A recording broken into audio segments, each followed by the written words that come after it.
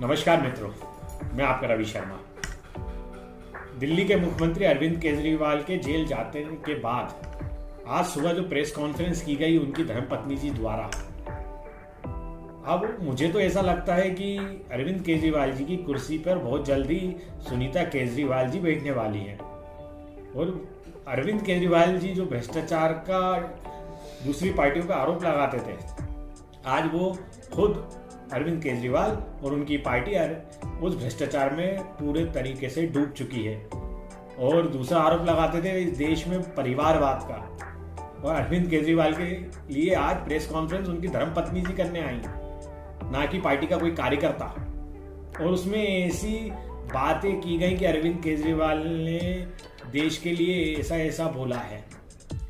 सुनीता जी, आप महिला हैं, मैं आपका सम्मान करता हूँ, लेकिन अरविंद केजरीवाल जी ने दिल्ली की जनता को शराब में डुबाने का पूरा इंतजाम कर लिया था, अवैध रूप से और बिना नियम कायदे के जो टेंडर जारी करे थे। और जब अपनी गलती पकड़ा गई तो उन टेंडरों को निरस्त कर दिया।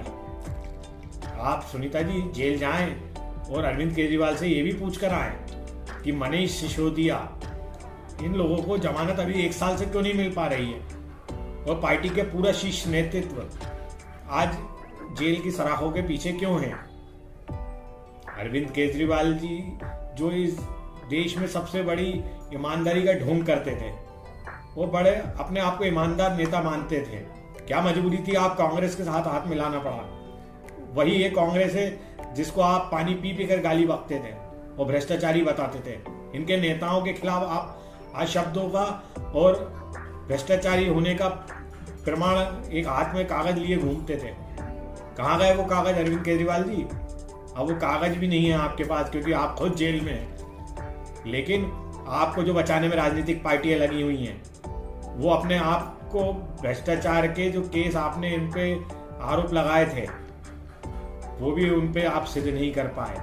और वो राजनीतिक पार्टियों को शर्म आनी चाहिए। ये वही अरविंद केजरीवाल जी हैं जो कुछ दिन पहले तक इन्हीं राजनीतिक पार्टियों को भ्रष्टाचारी और परिवारवाद का सबसे बड़ा उदाहरण इस देश में बता रहे थे। आज क्या मजबूरी है, सब राजनीतिक पार्टियां अरविंद केजरीवाल के चरणों में गिरी पड़ी हैं। ये सब सत्ता का सुख भोगना चाहते हैं।